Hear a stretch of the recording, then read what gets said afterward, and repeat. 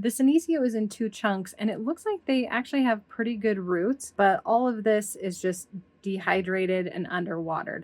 I'm going to pull off those dried leaves and then again pull off some of the roots just like I did with the Echeveria, pot it up and hope that this new soil mix will help it recover. This sedum has really nice coloring. I do see a little bit of dehydration on these lower leaves, which can also help bring out that stress color or the orange, but the roots on this don't look amazing. So I'm going to pull off pretty much all of these roots. Most of them are kind of dry. They're very thin. I don't see a lot of color, so they're very just dull and dark. I'm just going to rip them off, and these grow incredibly easy from cuttings. So I'm not worried about it growing new roots. It should be just fine. I'm going to put a fresh layer of Bonsai Jack Gritty mix on top, just kind of hold those drainage screens in place. Then I'm going to put this coconut coir from Mountain Crest Gardens on top, and the coconut coir has some added nutrients which I think will help these plants. The coir also just holds water a little bit longer than the gritty mix, so if I ever have plants that I feel like aren't getting watered well enough or they seem to dry out too quickly, then the coconut coir is my go-to option. The soil is also going to be a little bit deeper than it was previously. If you were planting in a non-draining pot, which a lot of glass containers are, this one is actually plastic, and because it has drainage holes, I'm going to go ahead and fill up the soil, like I said, deeper than it was before. It was probably about half this full before, which would be great for a non-draining container because it would dry out quickly, but I think in this case the soil was drying out way too quickly for these plants,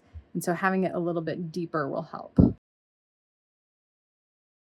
I'm not going to water this immediately because I did break off a lot of roots. I just want to give it a day or two for those roots to kind of heal and callus over, and then I will give this a really good soak. I have it back under the lamp, and this lamp is just a regular LED bulb in your typical desk lamp. It runs for 12 hours a day, and as you can see, it is very close to the plants. I could back it up a little bit to make it a little bit less stressful for the plants, but I really want them to be colorful and compact. And so far it has accomplished that. And then with this new soil and a little bit more frequent watering, I think this will really start to thrive again. I updated the photo in the Cheerful Plants app, and I'm also going to mark that I repotted it and put in some new soil.